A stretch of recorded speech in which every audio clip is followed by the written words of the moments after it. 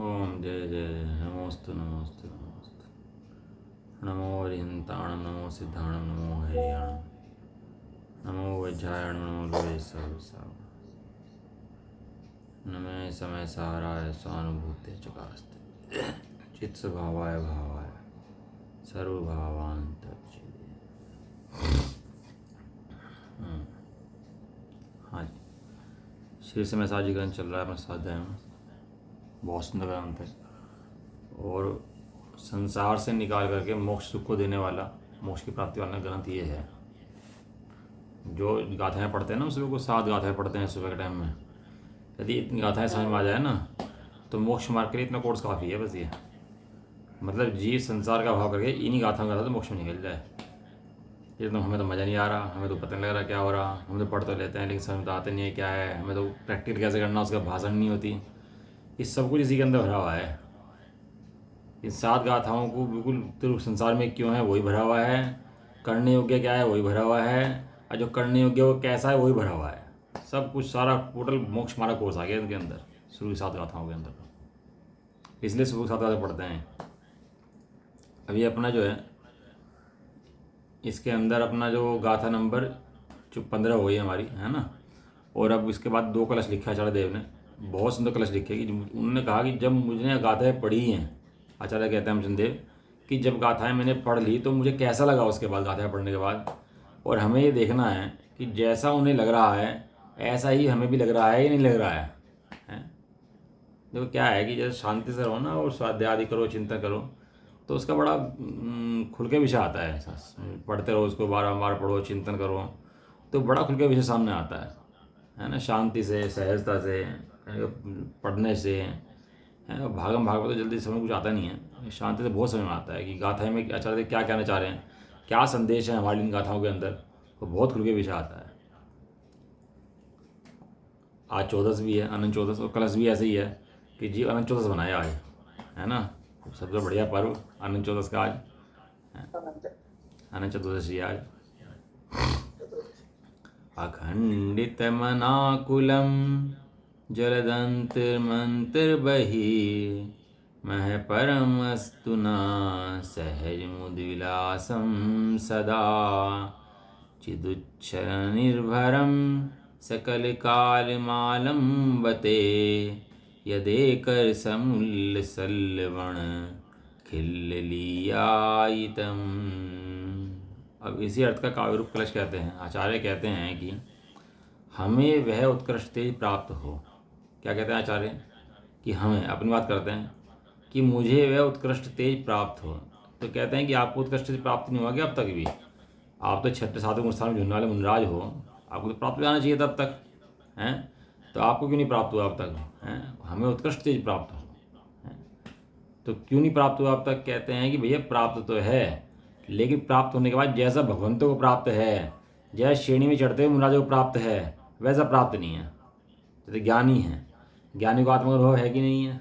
कि ज्ञानी को आत्मानुभव है, तो उसके बाद भी उसे जानता है कि आत्मा का अनुभव इतना नहीं है। पंचम स्थानवर्ती का अनुभव, 6ठे 7वें स्थान का अनुभव, श्रेणी का अनुभव, अनंतों का अनुभव, कितनी वृद्धि है उसके अंदर, एक के बाद एक के बाद एक के बाद एक, हैं। कैसे उसके अंदर खिलावट आती है ज्ञान के अंदर। कलश नंबर 3 पढ़ा था हमने शुरू में। वे कह रहे थे आचार्य अमरचंद कि मेरी इस शास्त्र को लिखने का प्रयोजन ये है कि जो मेरी परिणति मैली हुई भी है वो शुद्ध हो जाए। मम परम विशुद्धि वर्तु, हैं, मोह नानुभावा, कि मेरी परिणति मोह के उदय से मैली है और मैं उसको उदय को, मैं उसे मैल को हटाने के लिए शास्त्र की रचना करता हूँ। पढ़ता नहीं पढ़ता, याद है कलश नंबर, हैं, कि मेरी परिणति मैली है। तो क्या आचार्य तुम्हारी परिणति मैली है? देखो हम शुद्ध बुद्ध एक ज्ञान स्वभाव सोच करके भूल जाते हैं सब कुछ कि चलो भाई हम तो शुद्ध बुद्ध हैं, जैसे रहो, जैसा खाओ, जैसे पियो, कुछ भी करो, ऐसा नहीं। लेकिन उन्हें अपना राग का दोष भी दोष दिखाई देता है, थोड़ा सा रोग भी। उनके अंदर कितना दोष है आचार्य देव के अंदर? जो 6ठे 7वें स्थान में झूल रहे हैं उनमें कितना दोष होगा, आप ये बताओ, कितना दोष होगा।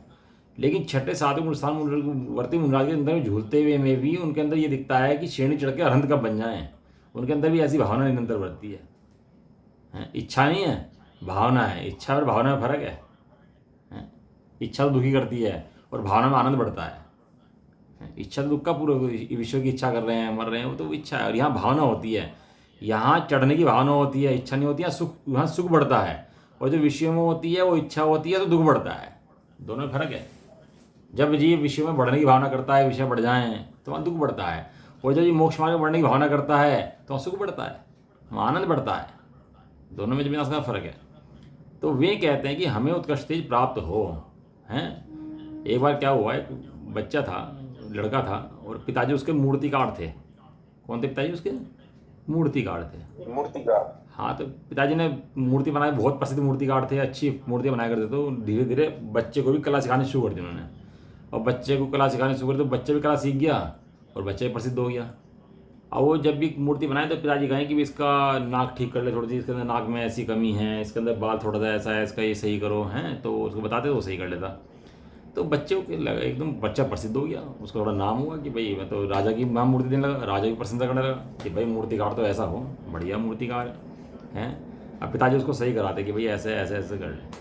अब उसको लगा कि मैं इतना प्रसिद्ध मूर्तिकार हैं, राजा मेरी इतनी प्रशंसा कर रहा है, अरे पिताजी कमी निकालते रहते हैं काम में मेरे बैठ के, उसकी नहीं कुछ काम ही नहीं है, ये कि प्रशंसा करते ही नहीं मुझे अपने, हैं, जब भी देखो ये, जब भी देखो ये। तो पिताजी बैठे थे एक दिन, तो बोले भैया इसके कान के पास ना थोड़ा सा एक्स्ट्रा है, थोड़ा सा इसको हटाओ इसको यहाँ से। तो कहले पिताजी तुम भी ऐसी बात करते रहते हो, तुम छोड़ो, तुम, मैं इतना प्रसिद्ध हो गया, इतना वो सब हो गया, तो अब बहुत हो गया, मत कर, टोका मत ना करो अब जा, ये टोका टोकिया मुझे अच्छी नहीं लगती हैं। हो जाता है ना, घमंड चढ़ जाता है दिमाग, जो आदमी का मान बढ़ता है तो घमंड चढ़ जाता है, तो जिसने सिखाया है ना उसको भी कुछ नहीं समझता है, होता ही नहीं होता।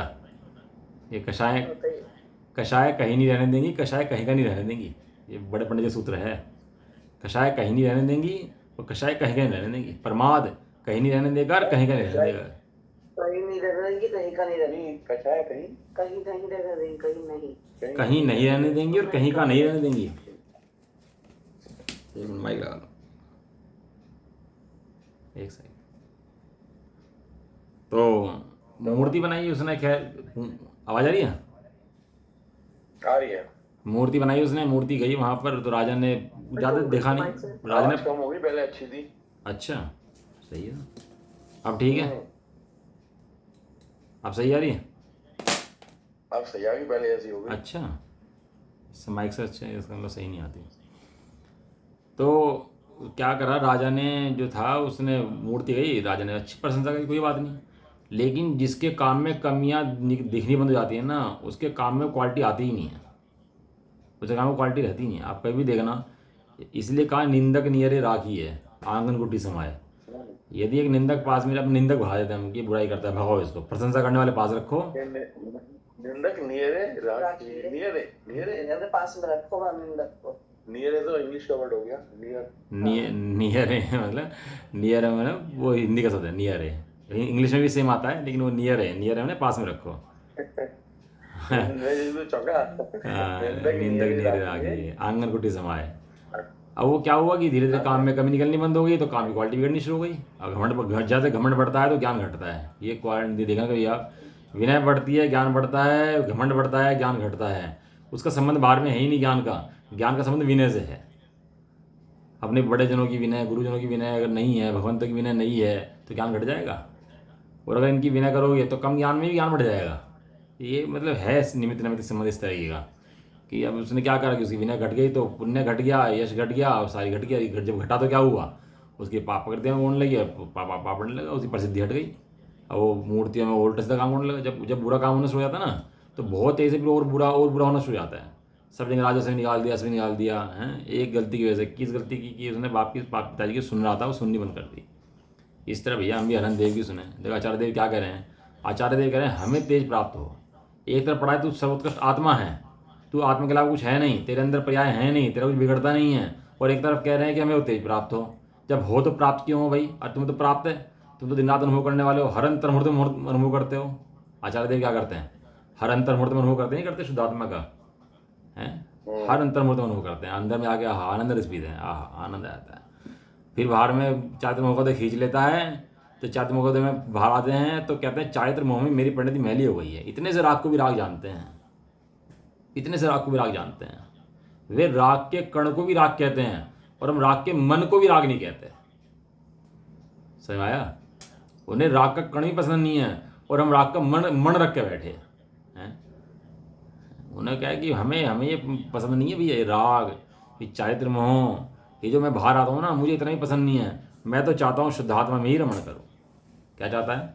शुद्धात्मा में ही रमण करो। जैसे बाहर गर्मी पड़ रही हो ना, बाहर बहुत ज़्यादा है, जेठ की दोपहरी हो और टेम्परेचर पहले 45 डिग्री चल रहा हो, अभी एसी में पड़ा हो और उसको निकाल दो, बाहर काम से जाना पड़ जाए किसी को, हैं कोई काम से निकलने पड़ जाए, तो कैसा लगता है निकलने पर उसको घर से बाहर? कहने लगा यार तू बाद में देखना, फ़ोन पे कर ले काम, निकलने का बिल्कुल बाहर बहुत भयंकर गर्मी है, निकल नहीं जा रहा बिल्कुल भी, हैं। ऐसे ही उनको यहाँ पर बाहर निकलने में चारित्र मोह के में ताप नज़र आता है, चारित्र मोह के में गर्म नज़र आता है उनको, एकदम से भट्टी लगता है उनको। इसलिए वे बारम्बार उस शांत में जाने जाते हैं। जैसे ये एसी में बार बार भागता है ना, ऐसे ही ये शांति में जाना चाहते हैं और इसीलिए जंगलों में पड़ते हैं जा करके, क्योंकि जंगलों में जा करके वहाँ पर अशांति के साधन बहुत कम हैं और शांति के साधन बहुत हैं। और यहाँ नगरों में शांति के साधन बहुत कम हैं और अशांति के साधन बहुत ज़्यादा हैं। इसलिए तो चले जाते हैं जंगलों में, नहीं तो जाने के प्रयोजन करो। यदि यहाँ साधना होती हो तो यहाँ कर लें, लेकिन यहाँ साधना होती नहीं है, जंगलों में जाए बिना काम होता ही नहीं है वास्तव में। वो शेरों के बीच में रहना पसंद है, लेकिन मोहिजों के बीच में रहना पसंद नहीं है। समझ रहे आप? शेर की संगति पसंद है कि शेर खा जाएगा कोई बात नहीं, शेर की संगति पसंद, लेकिन मोही की संगति, कहने लगा शेर तो एक भाव खाएगा भैया, ये मोही की संगति तो भगवान तक खा जाएगी, ये तो अनुभव खराब कर देगा एक मोही तो मोही की संगति में रहते ही नहीं है। नगरों के समीप भी रहते हैं चौमास के अंदर, तो आहार करके ऐसे भागते हैं जैसे कोई आग में से भाग रहा हो, जैसे आग लग जाए जंगल में, वहाँ से भागे ना जानवर सब भागे हैं, ऐसे ही भागते हैं। लगता ही नहीं उन्होंने, इतना शुद्धात्मा में रुचता है, चाहते ही नहीं है। उसके बाद भी कहते हैं कि हमें अब जो अंतर्मुहूर्त के बाद जो परिणति बाहर आती है ना चारित्र मोह की वजह से, हमें वही पसंद नहीं है। वो मोह की परिणति मेरी मैली है, इसलिए मैं शास्त्र लिखता हूँ और मुझे वो उत्कृष्ट तेज प्राप्त हो जो उत्कृष्ट तेज अरहंतों को प्राप्त है, इसलिए अरहंत को गुरु मानते हैं। अरहंत पिताजी मेरे जिन वाणी माता, अरहंत को पिताजी मानते हैं। क्यों? पिताजी जैसा काम करना है ना भैया, तो पिताजी से सीख के पिताजी जैसा काम करना है। पिताजी क्या कर रहे हैं? पिताजी दिन रात आत्मा में रमण कर रहे हैं, तो उन्हें देखे क्या करना है कि उन्हें देखे मुझे भी दिन रात आत्मा में रमण करना है। जो पिताजी आप कर रहे हो वही मैं भी करूँगा। हमें वह उत्कृष्ट तेज प्राप्त हो। उत्कृष्ट तेज माने कोई ऐसा नहीं सूर्य निकल जाएगा उत्कृष्ट उसको जाएगा, अरे सहज स्वभाव का अनुभव हो, जो स्वभाव आज तक अनुभव में नहीं आया, जिसको आज तक जाना नहीं है, देखा नहीं है, वो उत्कृष्ट तेज हमें ही प्राप्त हो। वो उत्कृष्ट तेज को हम भी देखें कैसा है भाई, उसमें बैठ जाएं, रम जाएं उसके अंदर। ज्ञानी भावना भाता है दिख जाए, श्रावक भावना भाता है कि कुछ देर बैठ जाएं, मुनिराज भावना भाते हैं बारंबार बैठ जाएं, हैं। और अरहंत कैसे रहते हैं? सदाकाल बैठे ही रहते हैं, निकलते ही नहीं। लेकिन महिमा किसकी है? महिमा उस स्वभाव की जो महिमा चौथे गुण स्थान में शुरू हुआ था, जो अब भी हम पढ़ रहे हैं। भले हम मिथ्या गुण स्थान में भी हों तो भी पढ़कर भावना जो भा रहे हैं ना, ये जो मोक्ष की नींव है, मोक्ष का मूल है, ये अनुभव का मूल है। ये जो शुरुआत होती है ना मोक्ष मार्ग की, वो पहले गुण स्थान में हो जाती है। पहले गुण स्थान में जीव इतना भेद विज्ञान करता है, इतना जान लेता है सब कुछ, अरे वस्तु व्यवस्था क्या है, फिर तो अनुभव होते ही चौथा गुण स्थान आ जाता है। जब पढ़ाई तो पूरी कर लेता है ना, डिग्री मिलनी बाकी रहती है, डिग्री मिलते डॉक्टर साहब हो जाते हैं, लेकिन पढ़ाई तो उसने पूरी कर रखी थी ना पहले भी। उत्कृष्ट तेज हमें प्राप्त हो। आचार्य देव कैसे करें कि देखो कितनी प्रेरणा कर रहे हैं हमारे को कि हमें भी उत्कृष्ट तेज प्राप्त हो। आचार्य देव कह रहे हैं, तो जब उन्हें ऐसी भावना है तो हमारी कैसी भावना होनी चाहिए? जब हमारे पिताजी की, हमारे गुरुओं की ऐसी भावना है तो हमारी भावना कैसी होनी चाहिए? हैं? गुरु से ज्ञान प्राप्त करो भैया। गुरु से क्या ज्ञान प्राप्त करो कि जैसे गुरु को ज्ञान है वैसे ज्ञान प्राप्त करो। गुरु को कैसा ज्ञान है? गुरु को अनुभव का ज्ञान है, वह अनुभव ज्ञान हमें ही प्राप्त हो। तो वे आचार्य देव कहते हैं हमें भी उत्कृष्ट तेज प्राप्त हो। प्राप्त का मतलब समझिए ना आप लोग। प्राप्त हो गया समझ नहीं कि पहली बार प्राप्त हो रहा है, लेकिन उसमें लीन रहे, निकले ही नहीं उसके अंदर से, ऐसा प्राप्त हो। बच्चे नहाते हैं ना उसमें नहर में जब गर्मी होती है तो ऊपर छलांग लगाते हैं और पानी में बस पड़े रहते हैं, निकलो मत, बस बाहर निकलते ही क्या है? गर्मी है, बाहर निकलते ताप है और यहाँ शीतलता है। ऐसे ही क्या है ज्ञानी जन मुनिराज, ये सब क्या है? अंदर में शांति है और बाहर क्या है? बाहर ताप है, इसलिए बाहर निकलना चाहते ही नहीं। इसलिए इसलिए श्रावक हैं, उनके लिए जो केंद्र है ना वो देव शास्त्र गुरु की आराधना, पूजा, भक्ति, साधन समागम इसीलिए करते हैं कि मोहियों की संगति ना करनी पड़े, पापियों की संगति ना करनी पड़े, जिन्हें धर्म से मतलब नहीं है, धर्म का पता नहीं है, आत्मा का पता नहीं है, उनसे सारे दिन बात करें, वो उन्हें रुचता नहीं। जो मुझे मेरी याद दिलाए वो मेरा अपना, और जो मुझे मेरी याद ना दिलाए वो मेरा अपना नहीं है। हैं? एक दुआ आता है वो बढ़िया है।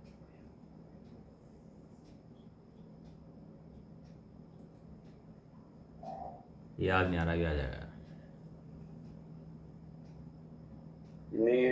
जिन्हें पुण्य पाप में, याद नहीं आ रहा, बहुत सुंदर लाइन है। कैसा है तेज प्रकाश प्राप्त हो, कैसा है वो तेज कि जो तेज, तेज मतलब स्वभाव, स्वभाव का नाम एक तेज भी है। आपने सब पढ़ा कि नहीं पढ़ा कहीं? स्वभाव जैसे प्रयाज शब्द होते हैं ना, तो प्रयाज शब्द के अंदर स्वभाव का एक नाम तेज भी है। तेज प्राप्त हो मतलब स्वभाव प्राप्त हो। है कैसा है स्वभाव? सदा काल चैतन्य के परिणमन से परिपूर्ण है। क्या? यद सकल कालम चिद उच्छलन निर्भवम, क्या है? चित सब उछलता है उसके अंदर, भरा हुआ है चैतन्य स्वभाव से, उछलता है? उछलता है जैसे घड़े के अंदर पानी छलकता है। ऐसे इसके अंदर क्या है? चैतन्य स्वभाव छलकता है। महिला ले जा रही सिर पे कलश भर के पानी का ला रही है और लेके जा रही है, उसमें पानी छलक रहा है, तो क्या भरा हुआ है उसके अंदर? जब पानी छलक रहा है तो पानी है उसके अंदर, जल है। ऐसे ही यहाँ क्या छलक रहा है? क्या? चैतन्य छलक रहा है। तो चैतन्य देख, चैतन्य छलक रहा है कि छलक रहा? प्रतिक्षण, सदाकाल, सदाकाल माने हमेशा, त्रिकाल क्या हो रहा है कि चैतन्य के परिणाम से परिपूर्ण हो, वो हमें प्राप्त हो। चैतन्य के रस से कैसा है? चैतन्य परिणाम से कैसा है कि परिपूर्ण है, और चैतन्य का परिणामन से परिपूर्ण जो है वो चैतन्य घन आत्मा हमें सदाकाल प्राप्त हो। सदाकाल वही आत्मा में प्राप्त रहे। चैतन्य माने जो जड़ रूप ना होने दे, ऐसी शक्ति मेरे अंदर है, चिति शक्ति है मेरे अंदर। चिति शक्ति माने जो मुझे जड़ रूप ना होने दे, मुझे चैतन्य बनाए रखे, ऐसी शक्ति मेरे अंदर है। मैं सदाकाल चैतन्य हूँ, चैतन्य बना रहता हूँ, ऐसी शक्ति मेरे अंदर है। उल्लसत लवण खिले लीलायतम, जैसे नमक की डली एक छार रस की लीला का अवलंबन करती है। नमक क्यों लाते हो? मीठे के लिए, खारे के लिए, या चरपरे के लिए, देखने के लिए, या सूंघने के लिए, या सुनने के लिए? काय के लाते हो? नमक क्यों खरीदते हो?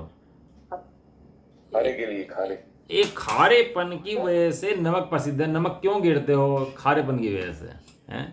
अन्य को प्रयोजन नमक से है। नमक में सफ़ेदपना होगा, ठोसपना होगा, सब होगा। ये गिरते क्यों हो नमक को? क्यों सब्जी के अंदर गिर देते हो? क्यों शिकंजी बनाते हो उसकी? एक खारेपन के लक्षण के कारण उसको सारा का सारा प्रयोजन साध लेते हो उससे। एक खारापन लिया तो सारे गुण ले लिए उसके, कोई दिक्कत नहीं है भैया। और खारापन हटा दोगे उसका तो, खारापन हटा दोगे तो सारे गुण रख लो तो क्या होगा? जैसे दूल्हे की बिना बारात होती है ना, जब दूल्हे की बिना बारात होती है ना, दूल्हे की बिना बारात, और चले जाए बाराती, कहने लगा बाराती चले गए, कहने लगा भैया हम बाराती हैं भाई। क्या दूल्हा कहाँ है? कि दूल्हा तो हम आ रहे थे जल्दीबाजी में, दूल्हा तो घर रह गया और हम आ गए। कहने लगा भाई दूल्हा के साथ हो तो बाराती हो, और नहीं तो क्या हो? नहीं तो भीड़ हो। कहने लगा भाई हम आए हैं, नाश्ता तो करा दो हमें, हमें नाश्ता वास्ता करा दो, जब बाराती हैं आए हैं तो नाश्ता तो कराओ। कहने लगा तो नाश्ता वास्ता भागो यहाँ से, नहीं तो 100 नंबर फ़ोन कर देंगे, पुलिस बुला लेंगे। अभी है नहीं ऐसे ही? एक किसका है? ज्ञान स्वरूप की आराधना जीवन में है तो जीवन पाना सफल है, और ज्ञान स्वरूप की आराधना जीवन में नहीं है तो जीवन पाना बिल्कुल विफल है, जीरो है, मिंडा है बिल्कुल शरीर जी से। कुछ फायदा नहीं है इसके मिलने का, शरीर का, इस ज्ञान का मिलने का, क्षण कोई फायदा नहीं है। ये सब ऐसे ही है कि चैतन्य को रखकर चैतन्य की विराधना करता है उसकी, भगवान के सामने विराधना करता है, भगवान स्वरूप को देखता नहीं है, भगवान को देखकर अपने आप को देखता नहीं है, तो भगवान की विराधना करता है, भगवान की आराधना नहीं करता है, भगवान की पूजा नहीं है। ये भगवान की विराधना है। अनंतानुबंधी मानता है वहाँ खड़े होकर भी भगवान के सामने भी, तो भगवान तो अनंतानुबंधी का भाव कर दें, मोह का भाव कर दें, और वहाँ खड़ा होकर भी अनंतानुबंधी मानता है, तो तेरी दृष्टि के अंदर दोष है। तू सही रूप से देखेगा, भगवान की आराधना करेगा तो तेरा मोह मिट जाएगा सारा सारा, और नहीं तो मोह का पाए हिलने वाला नहीं है। नमक की डली एक छार रस का अवलंबन करती है, उसी प्रकार जो तेज एक रसम अवलंबते, एक रस का आलंबन करता है। किस रस का आलंबन करता है? ज्ञान रस के स्वरूप का आलंबन करता है। बताओ, नमक के अंदर अनंत गुण होने पर भी और एक गुण निकाला तो सारे के सारे की क्या कीमत रहेगी उसके अंदर, हैं? और यदि एक है तो सारे लेने मंजूर हैं, और एक नहीं है तो एक लेना मंजूर नहीं है आपको। इतने सारे भरे तो रहे हैं, इतने सारे हैं तो सही, क्या फर्क पड़ रहा कि भैया सफ़ेदी ठोसपना ये हमें नहीं चाहिए, हमें मतलब नहीं है। ये सारे इसके साथ पूज्य हैं क्योंकि इसमें खारापन है। ऐसी एक आत्मा के अंदर कौन सा गुण है? चैतन्य गुण है, ज्ञान गुण है, ये गुण है, इसलिए पुराधा पूज्य है। बाह्य गुण का प्रयोजन है, मुझे सुख से ही प्रयोजन नहीं है। सुख भी अपना पाएगा। एक नाम है ज्ञानानंद, पढ़ा हुआ अपने शास्त्र में, ज्ञानानंद। ज्ञानानंद क्या होता है? जहाँ ज्ञान होता है वहाँ आनंद अपने आप होता है, और जो ज्ञान नहीं होता वहाँ आनंद अपने आप नहीं होता। जिसमें ज्ञान नहीं है वहाँ आनंद भी नहीं है, और जहाँ जहाँ ज्ञान है वहाँ आनंद है, और जिसको ज्ञान का अवलंबन है वो उसको आनंद है। देख लो आप, जितने मुनराज हैं सब ज्ञान का अवलंबन पकड़ रहे, सब आनंदित है। और जितने अज्ञानी हैं वो सब क्षोभन ज्ञान का अवलंबन पकड़ते हैं तो सब दुखी हैं। हवाई जहाज बनाओ, रेल बनाओ, रॉकेट बनाओ, फला जगह चिप बना दो, ये कर दो, ऐसा कर दो, पुद्गलों में बुद्धि भरमा रखी पूरी पूरी। अरे ज्ञान की विकास की पद्धति ये नहीं है। ज्ञान के विकास की पद्धति ये है, ज्ञान को ज्ञान में लगा तो ज्ञान का विकास होगा। आवाज कट रही है भाई, आ जाएगी एक आध मिनट में। अब सही आ रही है? आ रही है सही? हाँ सही है। ज्ञान के विकास की पद्धति ये है कि ज्ञान को ज्ञान में लगा दे, ज्ञान ज्ञान में समझा, ये तो ज्ञान की विकास की पद्धति है। और ज्ञान को बाहर क्षोभम में लगाए और पुद्गलों में लगाए तो ज्ञान की नाश की पद्धति है, ज्ञान की विकास की पद्धति है। ये ज्ञान नाश को प्राप्त होगा जितना बाहर में इतना ज्ञान लगा हुआ है। सारे दिन शरीर को सजाए दयाए लगा रहे इसके अंदर ही, और अपने ज्ञान स्वरूप का अवलंबन लेकर समझे ही नहीं मैं कैसा ज्ञान स्वरूप अखंड परमात्मा हूँ, है भगवान कह रहे तो भगवान है, और ये पुद्गलों में मढ़ा रहता है पूरे दिन। थोड़ा समय बैठ के अपने को भगवान देना चाहिए। इसका नाम अनंत चौदस मनाना है। जिसने अपने ज्ञान स्वरूप का निर्णय करा, ज्ञान स्वरूप को सुना, खाली सुना ही नहीं, समझा, खाली समझा ही नहीं, निर्णय करा, निर्णय नहीं करा, अनुभव करा, उसका तो अनंत चौदस मनाना सफल है। उसको तो व्रत करा, नियम करा, पूजा करी, तीर्थ सब सफल हैं उसके। और जिसने ऐसा नहीं करा, जो बस शरीर क्रियाओं करने में लगा हुआ है, उसने कुछ नहीं सुना भाई। सही में मंत्र हैं ये, तो किसी बिरले जीव के समझ में आए, कोई बिरला जीव समझ जाए, बिरला जीव सुने भाई इन बातों को। तो है क्या करता है वो तेज रस, उत्कृष्ट तेज क्या करता है वो चैतन्य के रस से परिपूर्ण है, नंबर एक।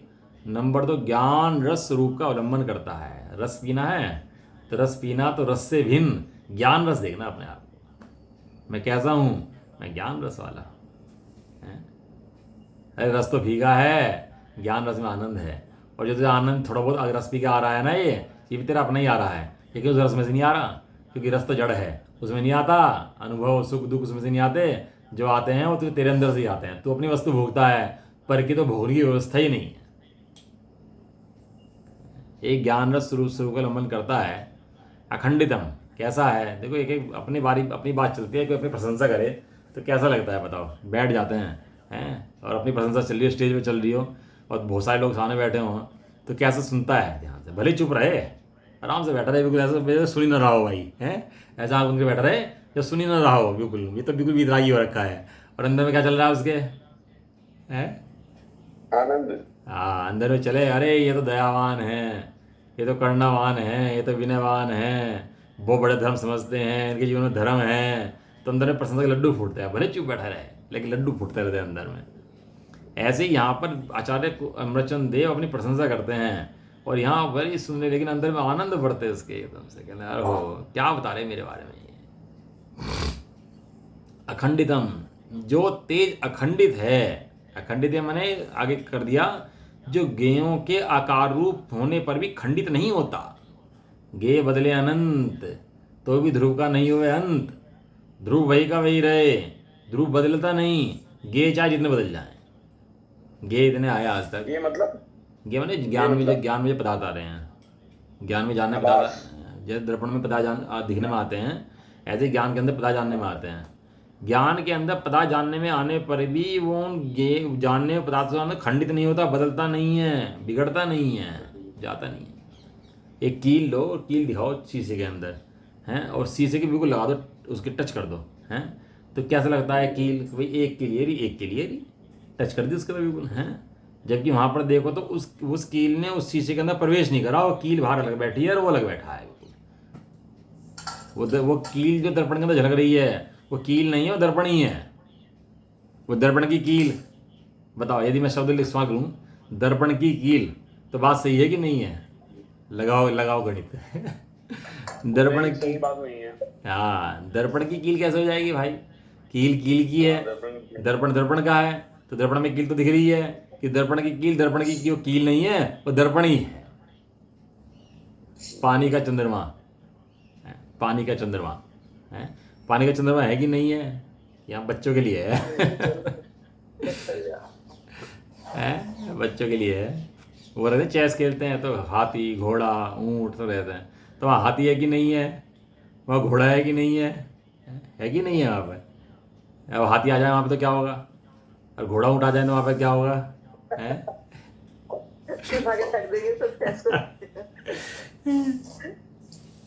तो क्या होगा फिर भाई? फिर शतरंज थोड़ा खेल पाएगा, फिर तो हाथी तेरे से खेलेगा बैठ के। टेढ़ी है कि सीधी है ढाई है को सब भूल जाएगा वो बैठ के। फिर तो तू हाथी को नहीं चलाएगा, हाथी तुझे चलाएगा फिर तो बैठ करके। हैं क्या है वहाँ? कुछ भी नहीं है, और वो काम सब कर लेता है, मानता है यहाँ कुछ भी नहीं है। ऐसे ही यहाँ पर है, या खेल सब खिल जाता है, खेला सारा खेल जाए और मानता है कि खेला है ही नहीं यहाँ पर। खेल क्या चल रहा है? खेल तो कुछ है ही नहीं। खेल तो नाम उसी का ना, असली ना हो। यहाँ खेल चल रहा है, किसका खेल चल रहा है? गेम का खेल चल रहा है। खेल चल रहा है भैया, या किसका खेल चल रहा है? या गेयों के आकार से ज्ञान खंडित नहीं होता, ऐसा तेज है। तो नंबर एक क्या कहा? वो चैतन्य अत्यंत तेज है, चैतन्य तेज है, चैतन्य रस अत्यंत तेज है। दूसरा लिया तेज क्यों? ज्ञान रस का अवलंबन लेता है इसलिए तेज है। तीसरा लिया गेयों से खंडित नहीं होता इसलिए तेज है। अब बताओ तेज है कि नहीं है? हैं? तेज है कि नहीं है भैया? तेज है। हैं?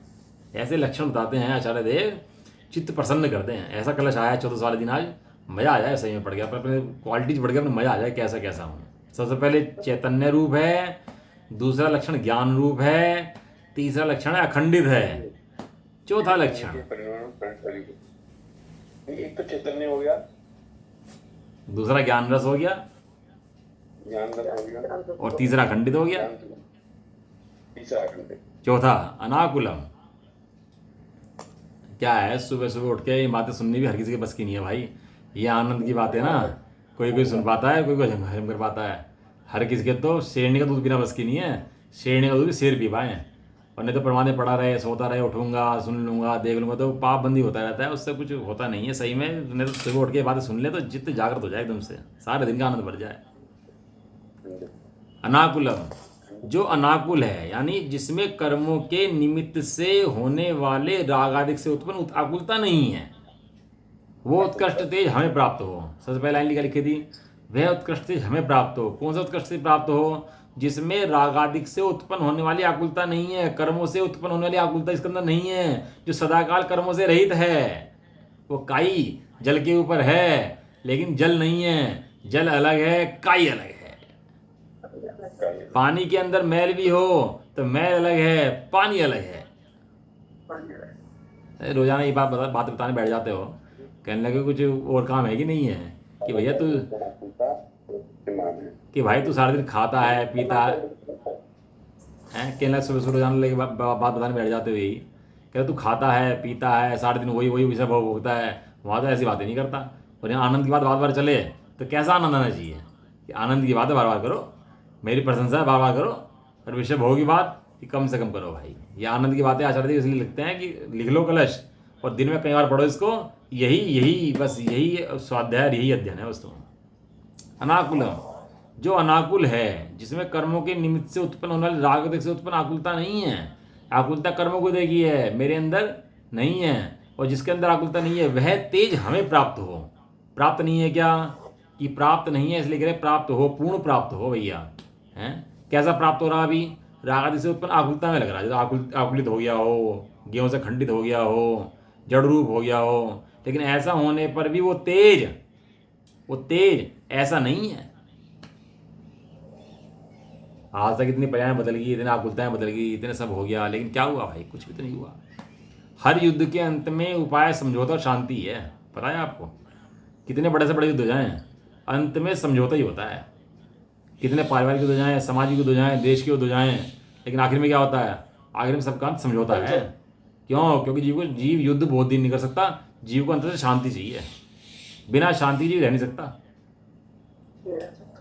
कितने क्रोध में कितने दिन रह लेगा? करता रहेगा लगातार क्रोध फिर, लेकिन शांति में आके शांति मिलती है भाई उसको भी।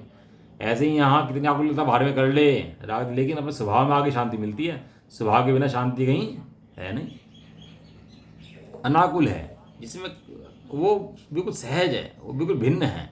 उसे कर्मों की आकुलता हो रही है, उससे कोई मतलब नहीं है, वो बदलता नहीं है। कर्म क्यों आकुलित कर रहे हैं, ऐसी टेंशन उसको नहीं है, क्योंकि सदाकाल कैसा है? निराकुल है, अनाकुल है। उसके अंदर आकुलता का नाम भी निशान नहीं है। और कैसा है? अनंतम अंतर वही ज्वलत है, जो अविनाशी रूप से अंतरंग में और बाहर में प्रकट दैदीप्यमान है, जानने में आता है। कैसा है? दीपक की भांति। दीपक कैसा है? प्रकाशमान है, अपने अंदर स्वभाव से प्रकाशमान है। और जो बाह्य वस्तु में प्रकाश लग रहा है, उससे भी क्या पता लग रहा है कि यहाँ पर दीपक है। अभी दीपक बुझ जाएगा तो क्या हो जाएगा? वहाँ पर दीपक बुझ जाए तो क्या होगा? अंधकार हो जाएगा। और दीपक हो तो स्वयं भी प्रकाशमान है और दूसरों को प्रकाशमान करता है, स्वयं प्रकाशित करता है। और बाहर में भी पदार्थ प्रकाशित होते हैं उसके द्वारा। दो काम है उसके, स्वपर प्रकाशक। तो उन्होंने बनारस राजा ने दोहा लिख दिया, स्वपर प्रकाशक शक्ति हमारी, ताते वचन भेद अति भारी, निज रूपा पर रूपा भासी। एक लाइन और आगे पीछे दिमाग से मिल जाती है। स्वपर प्रकाशक शक्ति हमारी, ताते वचन भेद अति भारी। मैं पर को प्रकाशित करता हूँ कि स्वयं प्रकाशित हूँ, कि पदार्थ कैसे प्रकाशित होते हैं मेरे ज्ञान के अंदर, और भ्रम भासने लगता है जीव को। जबकि इसका लक्षण है दीपक की भांति, स्वयं भी प्रकाशित है और पर को भी प्रकाशित करता है। अब देख लो आप, अंधेरा हो रहा हो, दीपक जला दो, दीपक जल गया तो स्वयं प्रकाशित दीपक है कि नहीं है? यदि स्वयं प्रकाशित ना हो तो पर को कैसे प्रकाशित करेगा? स्वयं प्रकाशित है और स्वयं प्रकाशित होने के बाद उससे पर प्रकाशित हो जाता है। सहज व्यवस्था ऐसी की है नहीं है। ऐसे ज्ञान का स्वभाव है, स्वयं प्रकाशित है और पर पदार्थ उसके झलकने में आ जाते हैं, उसके झलकने में कोई दिक्कत नहीं है, पर मात्र प्रकाशित होते हैं। दीपक उन पदार्थों को हटाता नहीं है, लाता नहीं है, बिगाड़ता नहीं है, मात्र क्या करता है? मात्र प्रकाशित करता है। इस तरह ज्ञान पर पदार्थों को, जड़ पदार्थों को हटाता नहीं है, लाता नहीं है, बिगाड़ता नहीं है, मात्र क्या करता है? प्रकाशित करता है। जिस तरह प्रकाश पदार्थ रूप नहीं होता, इस तरह ज्ञान जड़ रूप नहीं होता। अंतरंग और बहिरंग में दैदीप्यमान है, जानने में आता है। सहजम, पदार्थ रूप नहीं होता, पदार्थ रूप भी नहीं होता, राग रूप भी नहीं होता भैया। सहजम, जो स्वभाव से हुआ है और किसी से नहीं रचा गया है। जब ये जो जितने मानते हैं ना सब लोग ये कि भगवान ने बनाया, सबके मत का खंडन हो जाता है। एक ही लाइन में सबके मत का खंडन है। ये लोग मानते हैं जो आत्मा खंडित होता है, गेहूँ प्रवेश कर जाते हैं, किसी ने मुझे बनाया है, अभी नया पैदा हुआ है, मर जाएगा, है। ये सब जो ऐसा मानते हैं ज्ञान को, उनके एक एक मत का खंडन अचार देने, एक कलश के अंदर कर दे सबका। वे कैसा है? जो स्वभाव से रचा, स्वयं रचा हुआ है, जो किसी से रचा हुआ नहीं है। जो संरचित है उसकी रचना कौन करे, और जो किसी की रचना करे तो संरचित कैसा? स्वयं कैसे रचना हुई उसकी? तो जो स्वभाव है वो स्वयं रचा गया है, किसी ने उसको रचा नहीं है, रचना हुई है उसकी। कैसे रचना हुई है? स्वभाव से रचित है। और सदा उद्विलासम, सदा जिसका विलास उदय रूप है, छुपा हुआ नहीं है, कोई ढक्कन नहीं बैठा हुआ आराम से कि मैं नहीं जाता भैया बाहर। सदा काल जो उदय रूप है, सदा काल प्रकट है। सूर्य भी रात को चला जाए, हैं, यहाँ प्रकाश ना है, लेकिन चैतन्य तो सदा काल प्रकाश रूप है। वो इंद्रियों में जाने पर भी, एक इंद्रिय बनने पर भी, जड़ जैसा दिखने पर भी वहाँ कौन प्रकाशमान है? कि वहाँ चैतन्य रूप प्रकाशमान है और इंद्रिय प्रकाशमान नहीं है वहाँ पर भी। सदा जिसका विलास उदय रूप है, जो एक रूप प्रतिभासमान है, एक रूप है, दो रूप होता ही नहीं है, वो प्रतिभास में है, हमेशा प्रतिभास में आता है, चाहे जब जान लो। तो कितने लक्षण हो गए? नंबर 1 हुआ चैतन्य रस से परिपूर्ण है। जो तेज कैसा है? जो मैं हूँ अंतरंग में बैठा हुआ, वो कैसा हूँ? चैतन्य रूप हूँ। नंबर 2, ज्ञान रस का अवलंबन करता हूँ, नंबर 3, अखंडित हूँ। गेयों के गेय जानने में आते हैं, लेकिन गेयों के जानने से मैं खंडित नहीं होता। ठीक है ना। चौथा लिया अनाकुल, कर्मों के उदय से उत्पन्न आकुलता मेरे अंदर है नहीं, और अंतरंग भार में प्रकट हूँ, और सहज हूँ, सदाकाल सहज रूप से रहता हूँ, किसी ने रचना मेरी नहीं करी है। और नंबर 7 आया, जो सदा उदय रूप है, जिसका विलास, जिसका वैभव, जिसका साम्राज्य सदा उदय रूप है, छुपा हुआ नहीं है। ऐसा समझ में आती हैं जब वो बातें हैं। कितने लक्षण दिया आचार्य देव ने एक कलश के अंदर अपने बारे में? 7 लक्षणों से नाम दिए, 7 लक्षण समझाया एक तेज को। हैं, मैं चैतन्य रूप हूँ, मैं ज्ञान रूप हूँ, मैं अखंडित हूँ, मैं अनाकुल हूँ, मैं अनंत हूँ, मैं सहज हूँ, और सदा उद्विलास, जिसका विलास उदय रूप है, मैं हमेशा ऐसा हूँ। ऐसा आचार्य देव ने एक कलश के माध्यम से समझाया हमारे को। ये कलश लिखना, 10-5 बार इसको दोहराना, तो पता लगेगा कि अंदर में वस्तु कैसी है। अब लास्ट में भावार्थ में कह रहे हैं, आचार्य देव ने प्रार्थना करी है। किससे प्रार्थना करी है? कि अपने आप से ही प्रार्थना करी है, हैं? और उस प्रार्थना के द्वारा हमें भी सिखा रहे हैं कि तुम भी ऐसी प्रार्थना करो, हैं? अपना कार्य करके हमें दिखा रहे हैं करने योग्य कार्य। तो ये है क्या कि यह ज्ञानानंद में एकाकार स्वरूप ज्योति हमें सदा प्राप्त हो, हैं? जैसी भावना वे भा रहे हैं, हे भगवान, हे आचार्य देव, हमें भी ऐसी भावना है कि जैसी भावना आपकी है ऐसी भावना मेरी है, जैसी आपकी दशा है ऐसी दशा मेरी हो, ऐसी भावना मुझे ही बढ़ती है। तो आपकी कैसी भावना है कि जो ज्ञानानंद स्वरूप मुझे सदा प्राप्त हो, तो मेरी भी सदा काल ऐसी भावना है कि वे ज्ञानानंद स्वरूप हमें सदा प्राप्त हो। मैं ज्ञानानंद स्वभावी हूँ, मैं सहजानंद स्वभावी, मैं हूँ अपने में स्वयं पूर्ण, पर की मुझ में कुछ गंध नहीं, मैं अरस अरूपी स्पर्शी, पर से कुछ भी संबंध नहीं। डॉक्टर साहब ने गजब की लिखी भक्ति है, बहुत सुंदर भक्ति है। पूरी भक्ति पढ़ोगे ना आनंद आ जाए। मैं रंग रास से भिन्न, इतने रंग हैं, रास हैं, लीलाएं, सबसे भिन्न कैसा हूँ? अखंड भेद निराला हूँ। ये पूरे कलश लिखे हुए हैं इन भजनों के अंदर, और कुछ नहीं है।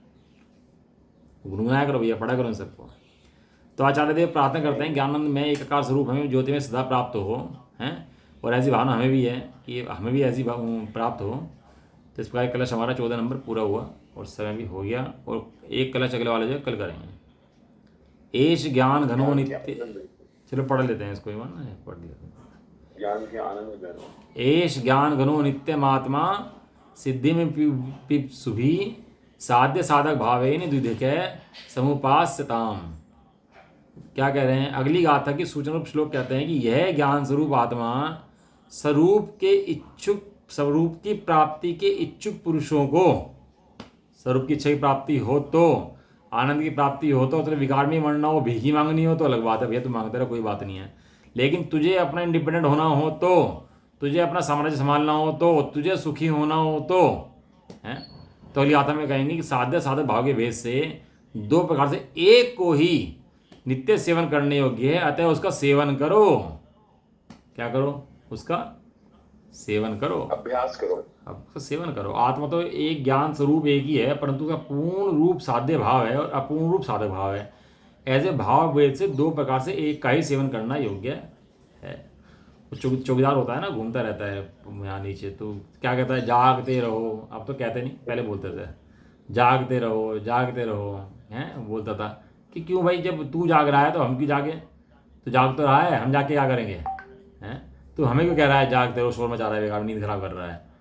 कि भैया मैं तो जाग रहा हूँ, लेकिन मेरे सिर पर 100 करोड़ जिम्मेवारी है, और तेरे घर पर तेरी एक की जिम्मेवारी है। जागता रहेगा मतलब सावधान रहेगा, तो तू ज़्यादा अच्छी रक्षा कर पाएगा। मैं नहीं कर पाऊंगा इतनी अच्छी जितनी तू अपने घर ही कर पाएगा। आचार्य देव भले अपने ज्ञान भले विराजमान हो, लेकिन हमारे से कहते हैं तुम भी जागते रहो। क्या जागते रहो? कि अपने ज्ञान स्वरूप को देखते रहो, यही जागना है, ये जागृत अवस्था है। चलो कलश हुए हमारे 2। इसका मैंने जो है बनारस दास जी का जो नाटक है वो भेज दिया आपको, और जो कलश टीका है वो भी भेज दिया आपको। आप स्वाध्याय के लिए अब उसको पढ़ना, आपने कलश पढ़ ली ना, अब उसके बाद उसको पढ़ना, उसमें क्या लिखा है इसके बारे में, हैं आज बनारस दास जी ने क्या लिखा और राजमल जी ने क्या लिखा उन कलश के बारे में। आपको बड़ा आनंद आएगा उनको पढ़ के। तो 4 पेज मैंने भेजे और 4 पेज पढ़ना आप ध्यान से बैठ कर। ये स्वाध्याय कोर्स हो गया आपका आज का, है ना, ठीक है, तो पढ़ना, उसके बड़ा आनंद आएगा। चलिए। ये सादे कर लेंगे। निज निधि निज में बताई है, तारे है उसी के लिए जिनवाणी माँ वंदना शतबारे। 9वां नंबर।